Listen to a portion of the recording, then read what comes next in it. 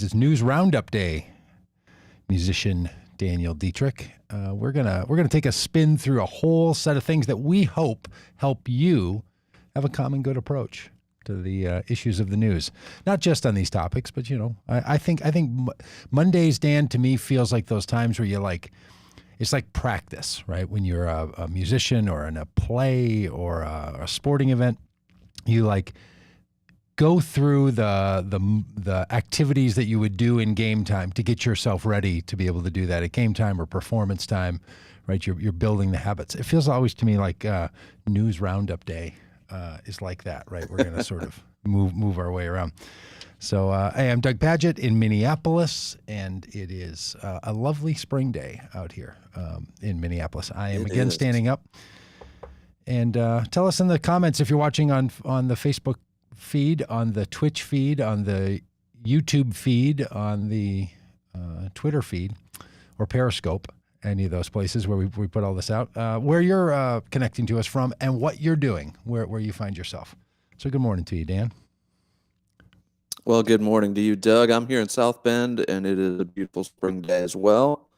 And I'm coming to you from my home studio, but via my cell phone hotspot, because my actual internet is down. So if I'm glitchy or pixely, that's what's going on there. It's just devastating when your internet's out. So just a guy trying to do his best. Yeah.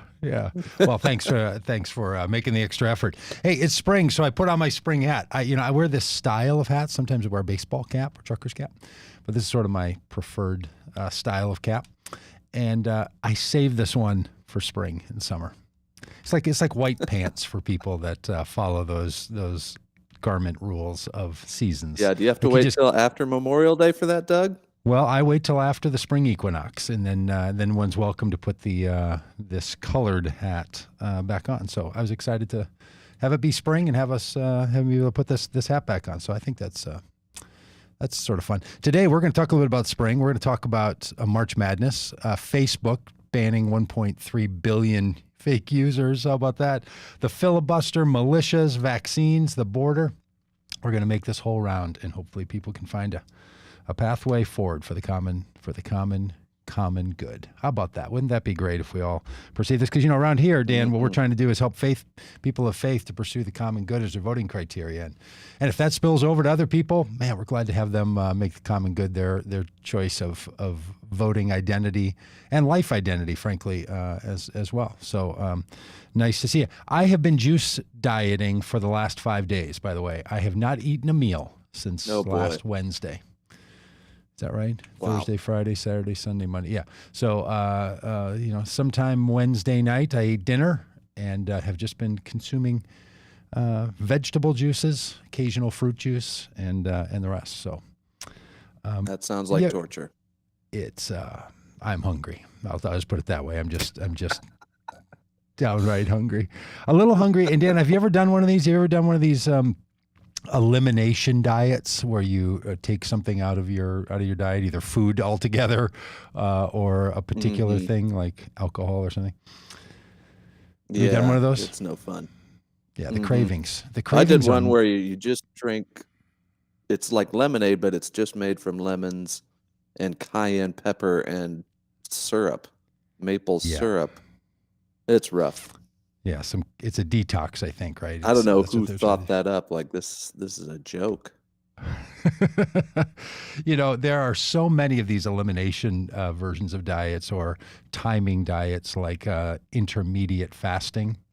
A bunch of people in my life are currently into that, where you don't eat between 7 at night and 11 the next morning, like a 16-hour window. We keep that out. My daughter's doing that. A bunch of other people I know have been into that and are doing it. This one, the thing about being on an elimination diet like this is there is a physiological demand that your body puts on you to fuel itself and nourish itself. So it's going to send you messages, right, that are hunger messages and everything else.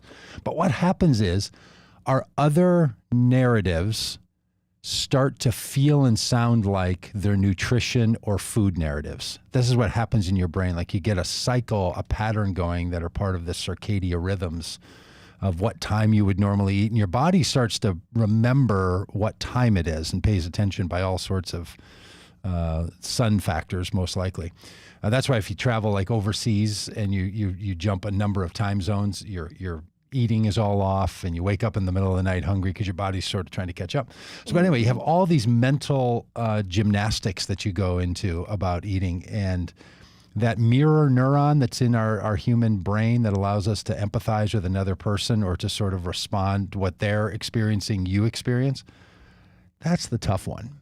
Watching people eat. We had a little party last night, family party. A little socially distanced thing, but people were eating, and I had to help purchase and set out some of the foods. Oh, I can barely shop without having a meal right before. Shopping while hungry is rough, but shopping while hungry is not a good choice. Yeah. So anyway, that's I'm springing in. It's sort of a spring detox and a little reset. The big idea on this, and if everybody's into intermediate fasting, you should look it up. It's not only a weight loss, but it also changes your insulin levels, apparently. Like whenever you start skipping long sections, like 12 or 16 hours from eating, so if it's multiple days or just every day or once a week or something, apparently it resets your insulin levels and it resets the hormone in your body that initiates hunger. So, and apparently both of these, when you're just constantly feeding yourself, maybe it's like how your phone or your computer just needs to reboot sometime. I think that's kind of what's going on with these. So, but man, I feel tired and hungry and everything else. I've done this for 30 days before. I did a 30-day one about 12 years ago. That was epic. That was epic. The first time I ate a little piece of cooked beet or chard or something, I started to weep. It was something else. Because what you want, I'll be done with this. I'll be done with this. Yeah, totally. I'll be done with this in a minute. But the thing you miss, or at least that I miss most about all this, is the sensation of chewing and eating and feeling full. Like it's kind of hunger, but when you do something like I am, where you're consuming lots of vegetables and fruit juices and so on, my nutrition level is quite high. My protein levels are up. I take a fiber supplement. So, I mean, all the things you would want are all there. But that feeling of chewing and smelling and swallowing, that is what that's about. All right. So enough personal news on my front. Any personal news on your front you need to update the good people on? Nothing that exciting, Doug. I'm eating normal food at normal times. Just a guy eating and drinking, like just a regular old weekend. You weren't looking at people enjoying a birthday celebration and think, what a bunch of animals they are consuming food, just stuffing it in their mouths like that. Look at them chewing it and enjoying it. Yeah, and laughing and just feeling like, oh boy, I couldn't eat another bite. Yeah. Hey, do you follow March Madness? Let's just say a brief word about the craziness of March Madness. Are you a March Madness person? Do you follow women's athletics or basketball? Didn't make a bracket. I don't follow it closely, no. Yeah. But I enjoy stuff like this when there's an upset and someone beats someone they shouldn't beat. Little David and Goliath. I'm here for that. Yeah, Oral Roberts. A little confused about the makeup of the Oral Roberts team, just from what I know about the university. But they're the high-ranked team slayers on the men's division. And just to sound woke for a moment, the thing that I don't follow sports any longer, and the thing that kind of rubs me about March Madness is it's all about the men's basketball bracket. There at the same time right now is going on the women's NCAA championship. And not many people, not enough people have those brackets that are really into sports. So it feels like it's still this and I get it. I mean, there's an excitement level to men's basketball. I played basketball in college, and there's a physicality and a thing that goes on at that level. But I don't know, and I wish I was more just like celebratory like other people are. Where they make brackets and they have little competitions. Maybe they put a little wager on it of money or some sort of activity or something. I feel like I'm a guy outside the window watching in for all the people having fun. I sound like I'm grievous today. Like other people are eating, other people are having fun. I don't mean that. I Yeah, just what are you really hungry? do. You can't just Yeah, enjoy the March Madness basketball. you just hangry. Why don't you get yourself a Snickers bar, Uh, man, and sit down and watch some basketball and be like everybody else. I did see a thing. It was a woman player from the women's side of the March Madness festivities, and Hmm. she was showing the disparity between the resources allotted to each. So first, she showed a video of the men's weight room that they had set up in whatever conference room or Hmm. conference center of the hotel. It's just this huge sprawling weight room with all the finest equipment. And then she says, "So why don't you check out the women's weight room Oh my here where I am?" And she pans down, and it's literally just this one little set of like tiny hand Oh my dumbbells, goodness. and that's it. And she said, "Well, they said it wasn't a money issue, it was a space issue." And so she says, "Well, let's take a look at the other side of this curtain." And she, parts the curtain. It's just this huge empty space of unused, like, conference area. And so it's almost silly and embarrassing how these disparities continue. Yes. Yeah. Amen. And it just runs as 1699 Stu in our comments is saying, it really goes back to that the media coverage and the television broadcasting rights produce all this money on the men's side and nothing on the women's side. But you could change that, right? You could sell. Are you giving me the glass right there? You could sell better advertising for people. You could for women's sports. You could build an entire culture of following women's sports. I definitely think it's time for that. Hey, on another news roundup note, a New York congressman, this time a Republican, it doesn't seem to matter, has chosen to apologize and not run for re-election as an elected official because of his actions of sexual misconduct. I just want to editorialize here for a minute.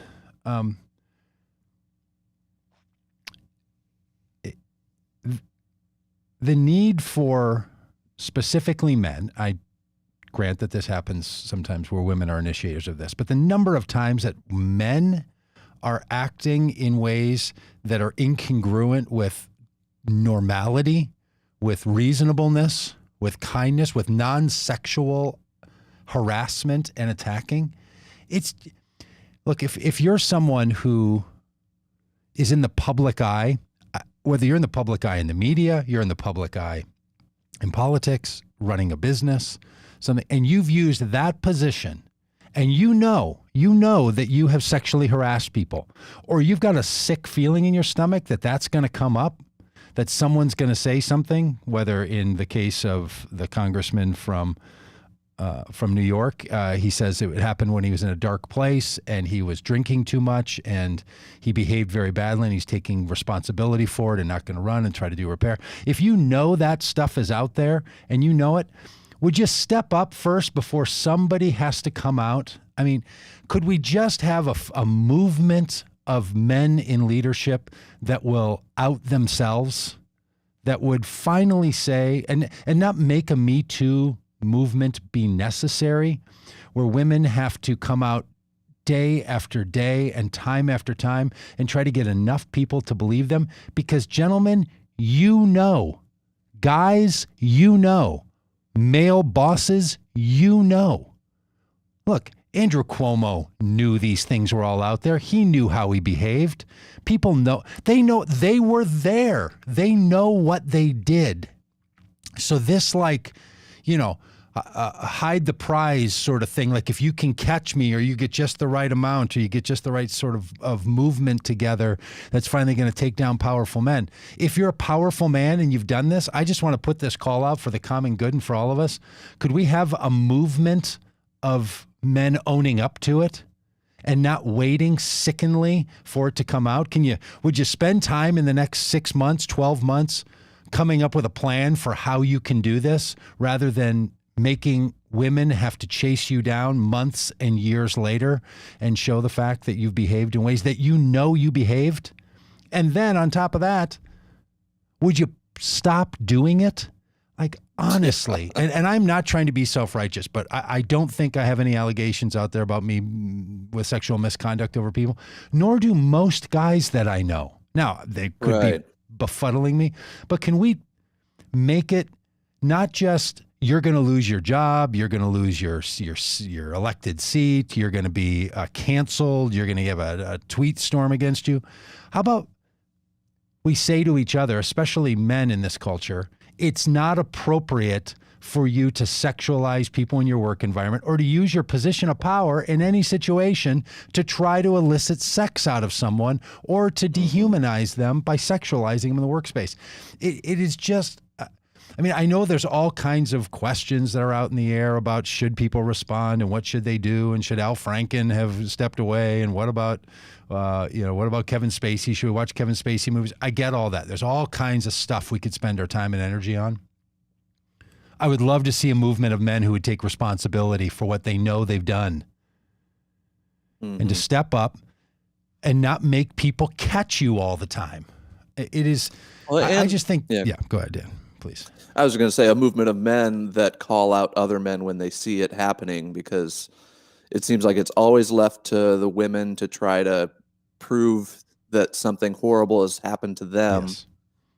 When almost every time something like this comes to light, it's a long pattern of a man in power doing this to multiple women over years, and it's always brushed under the rug, usually by other men that write it off as boys being boys or whatever nonsense.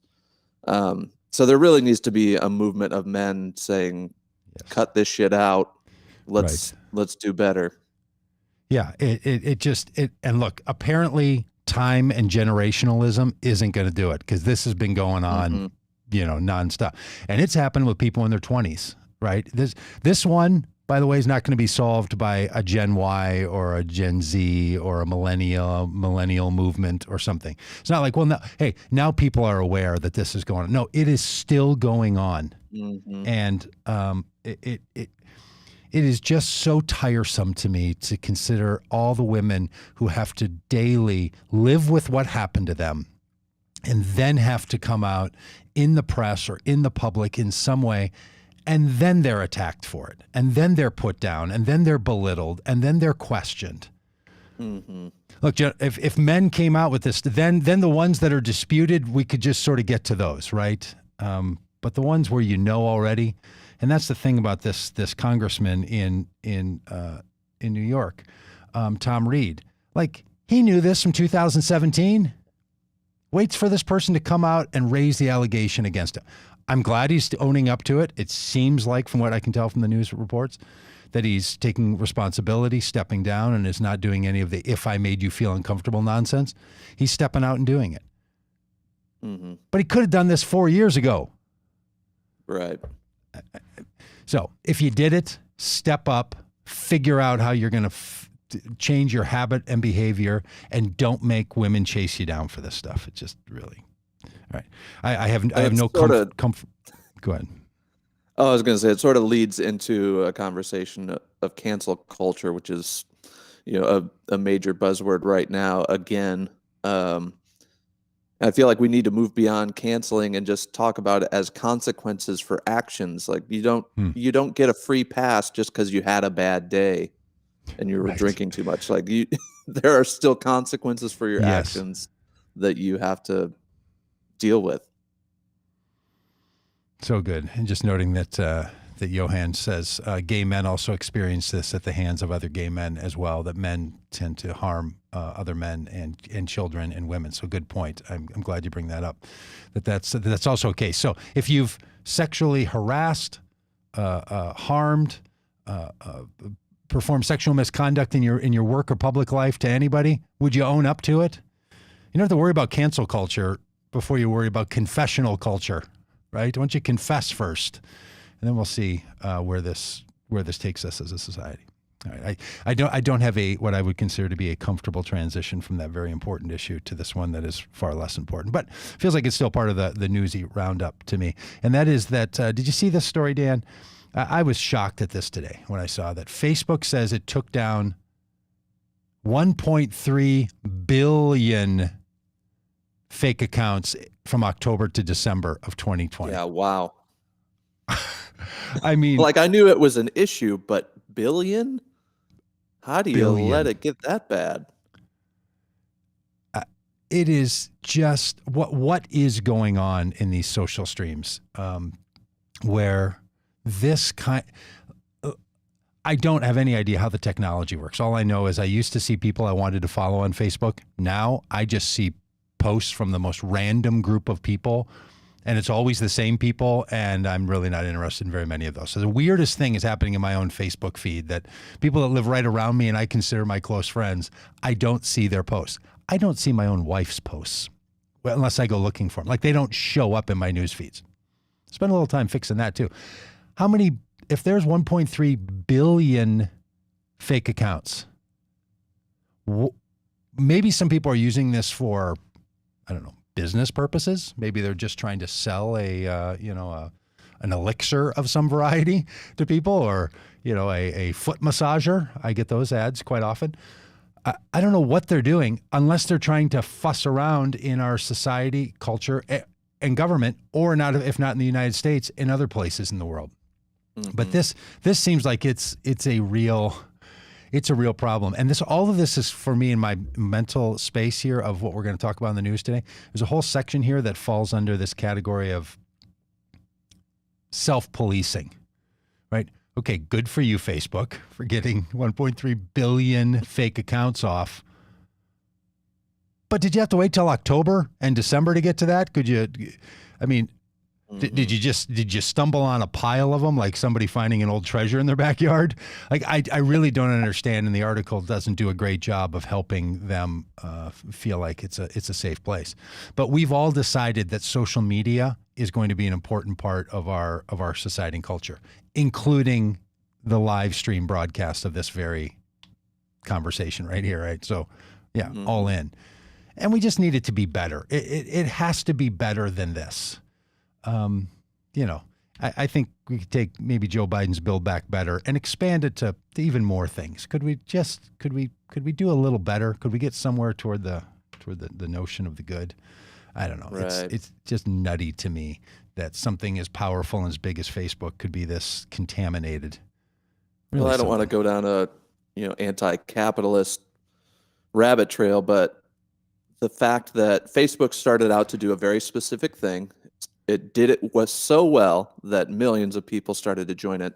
But then once making profit for shareholders became the end-all be-all, you have to continue to find ways to make more money.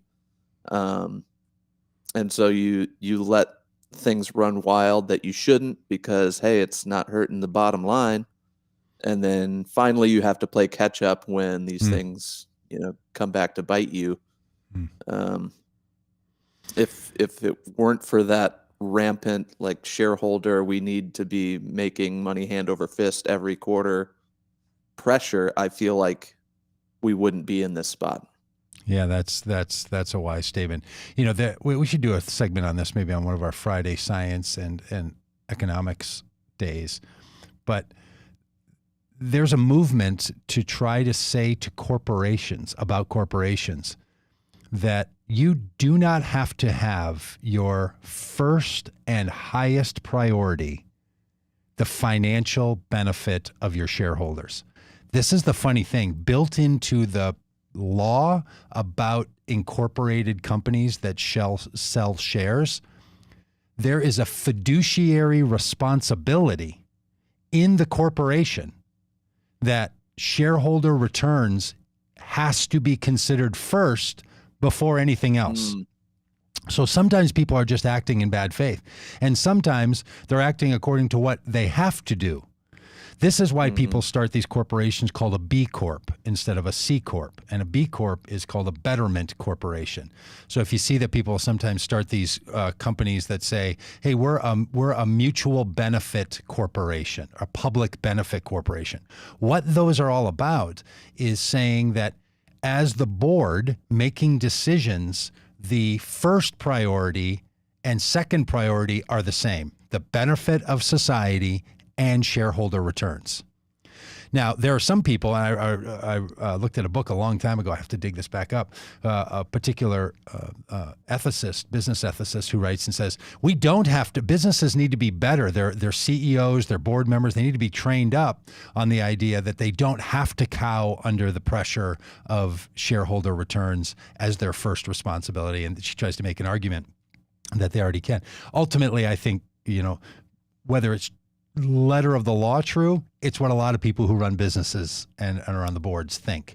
So there's something built in to our system that's in addition to what I think this great point that you were making, which is that there's a tendency to just want to get more. And this is just true across society, right? There's always this personal morality and what should I do? And then there's the system. And you have to really approach both of those, right? You want people to be good, and then you want the system to be rising up in such a way that it can really address these kinds of issues. So, but I think you're right. I mean, Facebook has clearly become something that it was never, that nothing has ever been, right? Facebook, like a lot of other monopolies, are one-offs, right? They're like, oh my, there's nothing quite like this. But this idea, and okay, thank you, Facebook, for taking down the 1.3 billion fake accounts. Is it really not possible to come up with a way to not have whoever's making fake accounts in the billions to not do that? Isn't there a way? Now, again, I don't know all the details about where all these came from. Isn't that why I have to click the I'm not a robot and find all the stoplights every single time I get on the internet? Like, are you not doing that, Facebook? Yeah, I will tell you. The number of times that I feel like I have to ask myself the question, am I a robot? Between talking to my Alexa, just reflexively doing the things I do, and then having to be, confirmed daily that I am not a robot, is a little shocking. I thought we were supposed to have robots help us. I yet to have one. I don't even have one of those little self-vacuuming things. Or whatever I was promised to see from the Jetsons, that I would have a robot service person in my house making me breakfast. Right. Yeah, I don't even know if you know what that is. All right, so Facebook, thanks for cleaning up the bit. Continuing on this theme of self-control, self-limitation.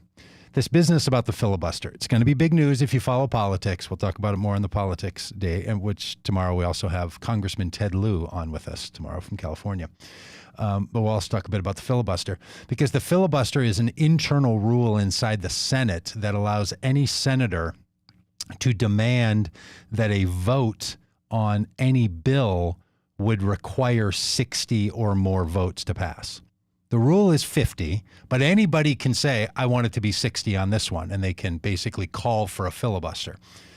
And there's all these arcane rules inside of the Senate agreed upon structure about how that goes. It used to be that somebody had to talk for the entire period of time, or some allotted period of time, which is why the picture, if you're watching on the live stream, has Ted Cruz, because he was somebody who was doing filibustering back in the 5-7 years ago, and had to stand up and read, Sam I am or whatever, because that's a talking filibuster, meaning if you really want to push this body to say that 60 votes are necessary to pass a bill instead of a majority, then you have to stand up and make that argument all the way. Now they changed the rules for that. So now all the senator has to do is call into the pro tem of the Senate and say, I'm going to filibuster that one. And then that's it. So it's become just de facto. Gotten soft. Stand up like guy at a standing desk and talk for an hour if you want to put a filibuster. I mean, at least do a podcast time worth of putting up a fight. So this is a big deal, right? Because the Senate wants to have its own rules. It wants to make sure that the minority in the Senate is not overrun by the majority. That's an important factor in our society. We don't want majorities to rule, because if we did, minority rights all across our society could be set aside. So it's an important notion, an important rule inside the Senate. But they haven't passed a decent bill in a very long time because of the filibuster. They're just filibustering everything. And you might know they removed the ability to call for 60 votes when it came to certain federal judges, and then the Democrats did, and then the Republicans removed that ability to call for 60 votes when it came to Supreme Court justices, which is why they were able to pass the Supreme Court justices with 52 votes. Now there are Democrats who want to eliminate this either for certain class of or category of laws, like voters' rights laws, which is kind of ironic, isn't it? That the one where you'd have to change the voting rules is the one to make sure that you could get more equal voting rules. I mean, something else, Republicans. I think they should get rid of it altogether. I just because of the way things are now. From what I know, following the things that I pay attention to, my argument would be on the side of the people who say, look, find another way to fix bipartisanship, because there is no bipartisanship, because one or two senators can just hold everything up. Now, if you're a Republican and your tendency is to want less activity out of the government, less action, less engagement, you tend to be happier with less things happening in the Senate. So it sort of favors that political opinion. And that political opinion is not serving this country well.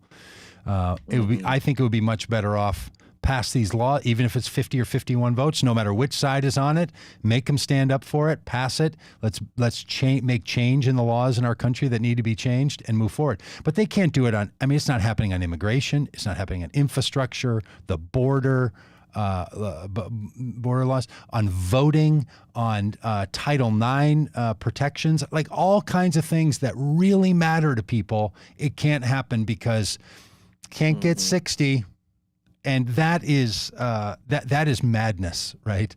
It just seems like it's mad. Like, what would happen if a party got to 60 senators that was on their political side? Then it would just be like, well, then the 40% don't have a hope. So I don't really get it. I don't know why they keep doing this and why they keep saying that this is the way that it is. Correct me if I'm wrong, but it's not in the Constitution, right? This is no a rule that they made up themselves in the Senate.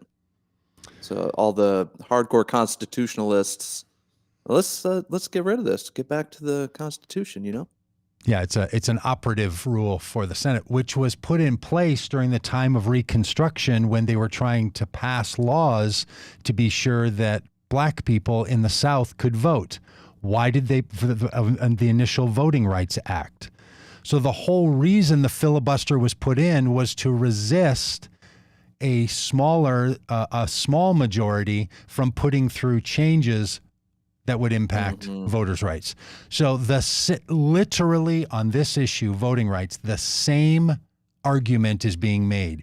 Keep a process in place that will prevent the passage of bills that we don't like.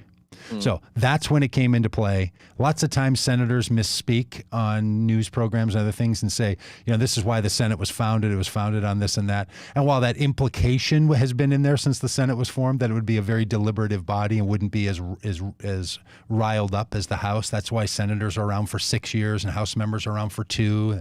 Senators are supposed to have the freedom to debate and to negotiate and to make big change and be a slow, deliberative body. And the House, it gets swapped out every 2 years, people do, and they're having to be real close to the people's passions. And that's the idea, right, is that you have these two sides to Congress, and one is the slow cooker, and one is the microwave. That's the way the kitchen was designed. But the slow cooker, it's unplugged. The food's just rotten in there. I'm going to really push this analogy. It's not going anywhere, right? It's not cooking anything. Couldn't even get the Senate to get 60 votes to vote for this newest stimulus plan. Now, they did it 6 months ago, 8 months ago. Oh, yeah, they were all there. 98-0. Everybody. All of them. And then, as soon as it becomes any moment of just partisanship, So I would be all for it. It feels like there's a movement from the things that I've been hearing in recent days that there's going to be some sort of a shift. And then it's going to be just bare knuckles. And these laws are going to start being passed. But look, that's how they're getting passed now anyway. The big movement from Republicans was the tax cut.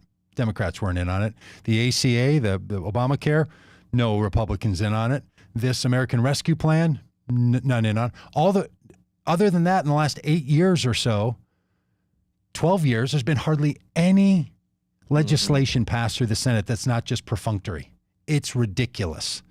It needs to happen. That's why there's all these that's why the whole system is out of balance. There's all these executive orders and all the rest of this. So if you're thinking about the filibuster and people ask you about it, well, first of all, look around and say, who are these people and why are they talking about the filibuster right now? We're just at a picnic. But if they are, consider supporting it. And if you ever write a letter to your senator, tell your senator to support filibuster reform. Could anything be any less interesting? All right. Any more on that from you, Dan? Nope. No, okay. In the category of self-policing, here's self-policing I'm not a fan of: militias of any kind. There's, obviously white extremist militias have proven themselves to be a dangerous hazard to the well-being of the people in this country, from its founding all the way through today, and exemplified on January 6th. There is a news story out about a movement of an all-black militia group arming itself that they refer to themselves as the NFAC. They say they come from the long line of the Black Panthers and others. So it's designed to be a militia to protect black people in this country. Now, I get that. By the way, the NFAC stands for Not Effing Around Coalition. So I saw a news story, which this one is here. If you were to click on that button, you can see it over on CNN if you want. And they're training up and carrying rifles and weapons and looking just like the white nationalists militias. Now, the difference is the white nationalists have proven themselves over and over and over to be violent to this government and to its citizens.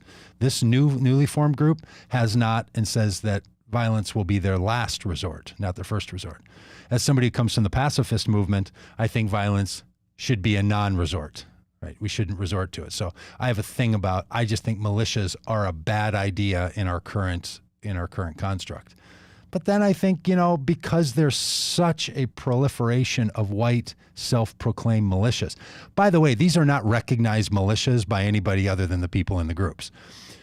So I understand why black people would say we've got to arm up and have the same kind of presence available to support the black community. And this particular group in the interview I heard, they're actually looking for a wholly functioning black culture and society, sort of a separate nation around that. So that's another argument that's been made for a long time. So there's a lot of things going on around these militias. And I will just say, as I get it that it's in the Constitution, and that's why the Second Amendment was created in great part, so people could carry weapons as a part of a properly formed and functioning militia. I just think we got to get beyond militias in this country. I think they should all, I'm a very gun rights person, so I'm way on that reasonable side of the argument. Mm-hmm. But we just got to quit with people walking around with military-grade weapons on our streets and pointing them in the air or taking over house chambers at state levels or at the federal level and all the rest of this. I don't know. I come down on the let's be done with the militias thing, and let's get a constitutional amendment to be done with the idea that citizens of this country are going to arm ourselves to take violent action against our own government. But Dan, you're from Indiana. I don't know. We've never talked about this. Maybe you're a pro militia guy. I don't know. I'm in several. No, I'm just kidding. No, I definitely sympathize with the black community. That's like, look, we've been terrorized for generations, and it seems like any correct way, quote unquote correct way, we try to protect our people and get reform through all the right channels. It doesn't matter if it's kneeling or standing or marching. white people will have a problem with it and continue to terrorize black communities. And so I definitely sympathize with, like, look, we're not effing around anymore. Yeah. We're going to protect our people. But I do think that when you have one group of people with guns and another people with guns, that's a recipe for disaster. And so I understand where they're coming from. I just don't see it ending well for anyone. And I think it's also really sad that it feels like the white community, if there is such a thing, has largely abdicated the responsibility of eradicating white supremacy. Like, this is a problem for black people to fix. Racism falls on the victims to solve, and I feel like it really needs to start with white people saying, this is something that, like it or not, we are complicit in. We didn't start it, but it's our responsibility to fix this and eradicate white supremacy, so that our brothers and sisters and siblings of color don't have to arm themselves to defend their communities. Yeah, I'm with you. That's very well said. Very well said. Yeah, it should be, as long as we're going to have militias, having a black arm militia is a good idea in my book. The better idea is don't have militias, right? Yeah. So militia reform doesn't seem to be something anyone's pushing for. I think you're exactly right about the need for people in black communities specifically who are so violated by citizens and by government officials in the police and elsewhere. And even to hear someone like Ron Johnson, who's a senator from Wisconsin, say publicly, I was not afraid during the insurrection because I know these people are law-loving insurrectionists, right? Had they been, and he said, I know I'll get in trouble for this, but had they been people supporting Black Lives Matter or supporting Antifa, which is not even really a thing, but the supporting Black Lives Matter or Antifa, then I would have been afraid because those people hate America. Now, was he racist? Absolutely. He was talking about black people, but he was also talking about white people who would support Black Lives Matter because he believes there's good people who should be able to carry guns and weapons and attack the Capitol. And then there's bad people who shouldn't be able to even organize anywhere because we know what's in their hearts. This is the problem with militias. When people have a perspective that a sitting senator holds like that, they're going to look at each of these groups and they will function as judge, jury, and executioner. So again, the white militias have time and time and time again, and people from those groups and associated with those groups killed people in this country repeatedly. And yet we still talk about them as if somehow they're a legitimate form of constitutional response. So I think you're absolutely right that if we're going to have them, I'm supportive of the notion that that black communities have arranged themselves to be a response to very dangerous militias. And they said they came out of the period of time of Donald Trump and what he was doing as president and how militias were being given all this credence. I just think we got to step back from militias altogether in this country, and we need to have another way. And we need to disarm many people in our country. We need to disarm criminals, and we need to disarm, greatly disarm the police forces. Everyone is too militarized. Yeah. The militarization of the last 30 years in this country is through the roof. And we've allowed laws and we've allowed structures to say it's legitimate to move around with open carry laws and not putting any restrictions on AR-15 style weaponry and all the rest of it. This is a militarization of American society, and I think it's extremely dangerous. And one of the ways to get after it is start having a very straightforward conversation about militias. And I just think they need to go in their entirety. Yeah. Yeah, and common sense gun reform, which a vast majority of Americans are for, needs to happen. I don't know if it's, again, a thing with the filibuster where they just can't get 60 votes to push it through. But it needs to happen. It does. It does. Yeah, it does. And common sense gun reform tends to be code for like background checks. Yeah. And not allowing people with certain criminal records and stuff. Not being able to buy a gun and kill people with it on the same day you get the impulse to do it, as we saw in Atlanta, tragically. Atlanta. Yeah, I heard Senator Warnock from Georgia say, in Georgia, as we saw, you can buy a gun and kill someone with it in the same day, but you can't register to vote and vote on the same day. Vote. That's a problem, right? Yeah. Same day voting, same day registration and voting not available. Same day register and purchase a 9mm handgun available. These are the kinds of problems you can get after, right?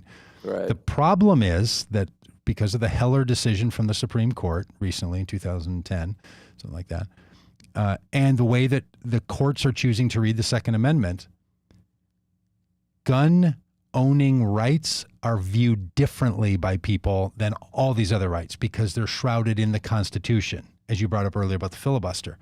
So when you start getting into when will you remove someone's constitutionally protected right, whether it's in the First Amendment, freedom of speech, or Second Amendment. So it's a tough argument to make. It's a tough argument to say if you're going to believe that the Second Amendment includes private gun ownership. It's a tough thing to say, well, Dan, you've done nothing wrong. You violated no law that would cause you to lose your constitutional rights, but because of something else, your mental health or a divorce or a restraining order that someone put against you, now you can't get a gun. Your constitution, we wouldn't do that with any other constitutional right. This is why people like me want to argue very strongly. We should not be reading this, the Second Amendment, as you can own a private weapon. This is common sense gun, I think, movement that we have to get to. The problem is it doesn't solve my militia problem because the argument that I make is that Second Amendment said that people in a properly formed militia can have weaponry. Well, I think militias are also the problem, right?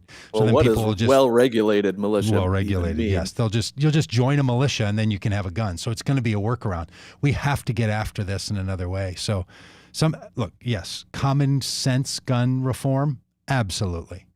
But that, to my imagination and hope for the world, doesn't go far enough. We need a common good gun reform, which I think is going to be something much more extreme, in my view, than just like background checks and waiting periods and people that are on no-fly lists, or if you have, a mental health condition, then these are reasons you can't have. I don't know that that's going to get there. I think we actually have to have some sort of buyback program and this is what Beto O'Rourke lost the election over when he said, yeah, we're going to confiscate your guns in his view of the world, right? Like we're going to go around and we're going to have you self decide, or others will decide for you to turn in your gun. But we need an entire revolution on this thing, right? Mm-hmm. This is why, from all these topics, whether it's how we think about sexual harassment or all the way through to our use of guns, we have to have some other ways to think about this. I don't know that the small fixes are going to get there.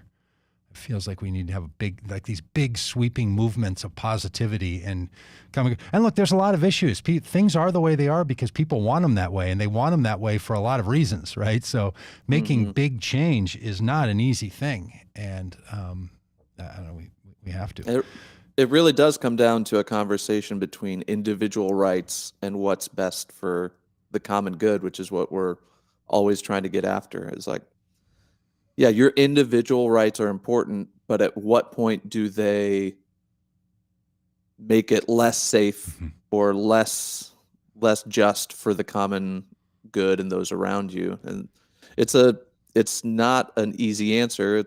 There's a tension there that we have to navigate, but yeah, it's every definitely time a conversation we have it to applies have. to every. Yes, that's right. It's a way of thinking about the world. It's not just right and wrong answers. It's a perspective, and there is a perspective that says that for a lot of people that they're not interested in the common good. Like people joke with us all the time, and sometimes have a real critique, like, "Well, who's going to decide what the common good is? Everyone thinks they're doing the common good. No, they're not. Oh man, I wish they were. I wish everybody, every political view, every argument was it's about the common good. It's not always. And if you could at least separate out those that are about my own self-interest and what I'm going to get and how it works for me, from tax policy through guns, through the filibuster, whatever it is, all of these issues, saying let's apply a common good criterion to it, That's not something everybody's actually doing. I wish Right. that were the case. And I think one of the first things that we can do when we talk to somebody about politics is ask them what their philosophy of the common good is. And oftentimes people who aren't into it will say, like, I don't even know what that is. I don't even, I can't even consider how this goes and how this moves. Hey, you got time for two more little news stories? Always. AstraZeneca, the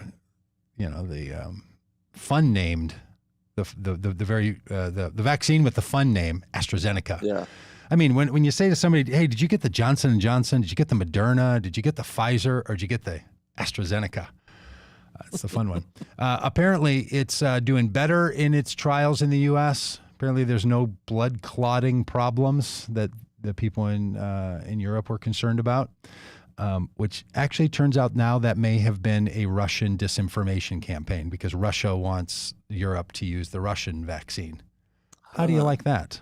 Mm-hmm. I did hear that the numbers of blood clots versus the numbers that they had, that they administered millions of doses of this vaccine and a certain number of people had blood clots, but it's the same percentage of people that have blood clots when there's no vaccine involved. Just a certain number of people suffer from blood clots from time to time, and so it was the exact same percentage. It just, once that enters the common, the public mind, it's hard to debunk that. Yep, and it has entered the mind for all the reasons we've talked about so often on this podcast. But apparently, this one's coming to the U.S., and there might be a fourth choice by the time we get to May.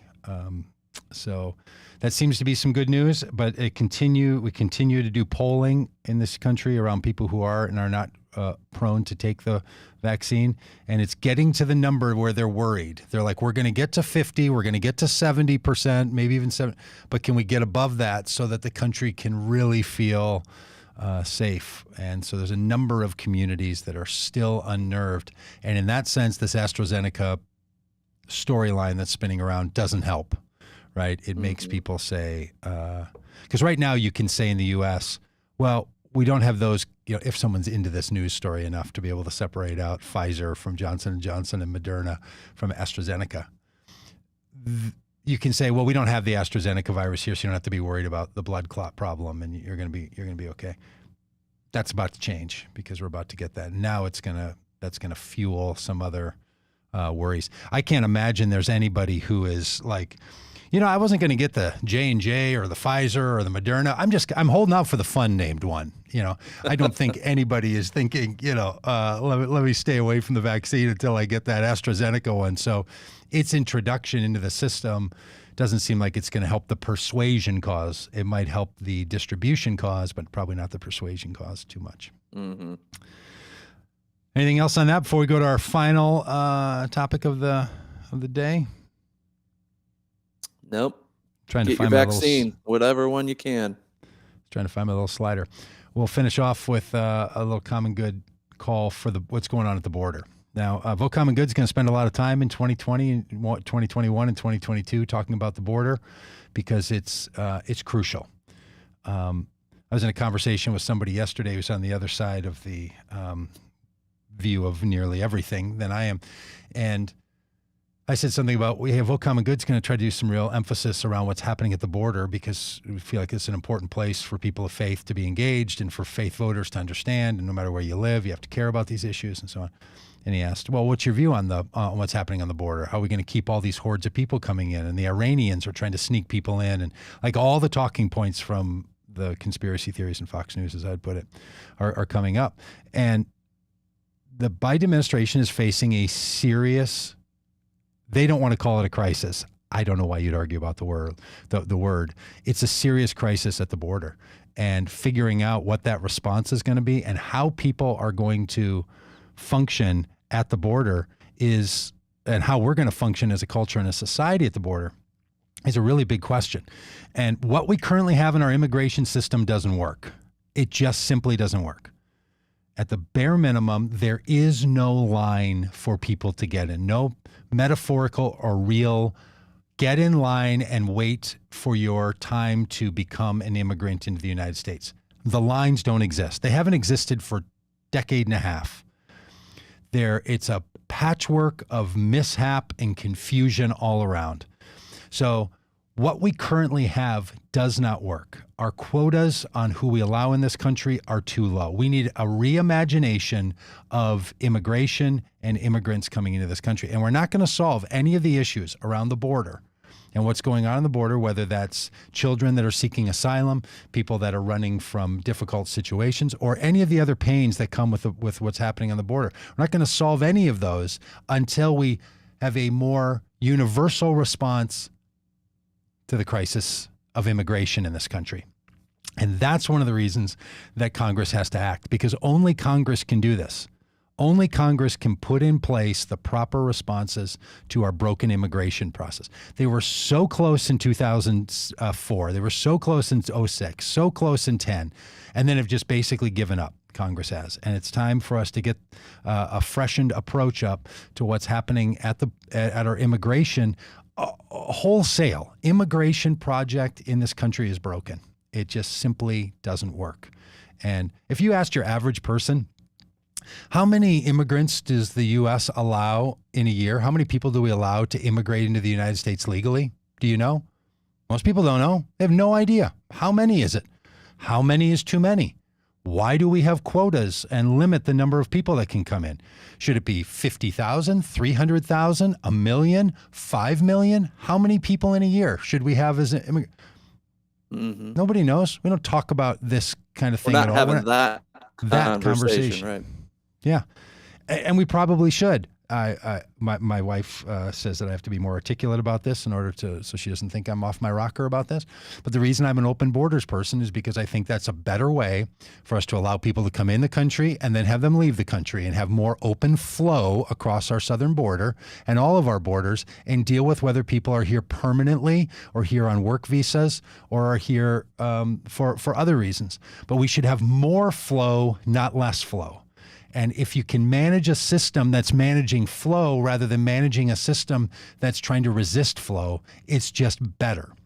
Water is not a perfect analogy for this, but try to block water when it's coming down a stream.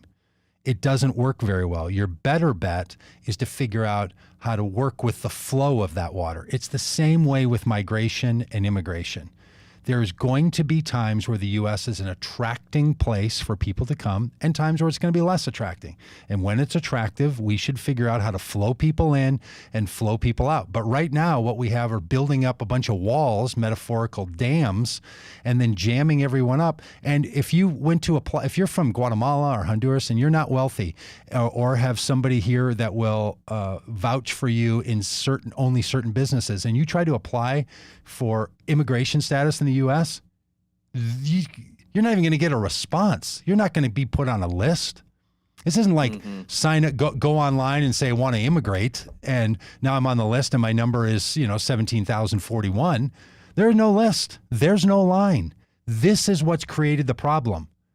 When you have a need that can be met by the United States and there's no way to get in line to have that need met, you're going to find another way to access having that need met. And we're not going to get away from the U.S. being a place that is a solution to needs. It's going to exist. So one of the first questions for all of us to ask about immigration is, how many immigrants should we have? How many do we have? And what does the future look like? Because there is a narrative out there, which is however many we have next year, we should have less. This was the Trump administration's viewpoint, right? They wanted to limit the amount of immigrants every year, reduce the number. It was a terrible idea then. It's a worse idea today. And we need to increase the number and have a huge conversation about what we mean by immigration, why we want it, how it works. And at some point we'll do a whole thing on immigration, and I'll bring on some people who want to pitch the idea that I hold to, which is you could see a resurgence of rural America, a resurgence of manufacturing, a resurgence of whole sectors of our society and parts of our country that are desolate because the United States is experiencing population decrease because of birthing rates. Now, people will say, well, then America ceases to be America. Now we can have a conversation about ethnocentrism and and racism, right?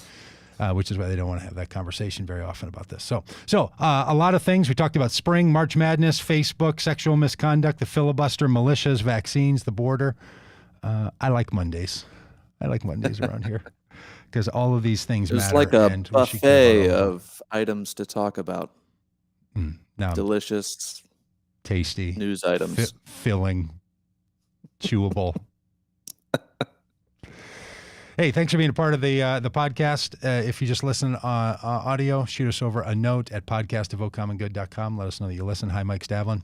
And if you watch this on the stream and you've never paid attention to the podcast link, you can find it over at votecommon.com/podcast. Don't miss the In for 10 sign up. And also we're going to be offering a webinar in April about how people can respond to the rise of Christian nationalism in our country, something we didn't even talk about today outside of the insurrection, but that'll be happening in in April. And we really want you to be a part of that. So thanks for being on the live stream and the podcast today. Tomorrow's Politics Day with Congressman Ted Lieu, a Democrat from California, and then Faith on Wednesday, Issues on Thursday, and Science and Economics on Friday. Dan, good to see you. Thanks for being on today. Yep. We'll see y'all. We'll see you.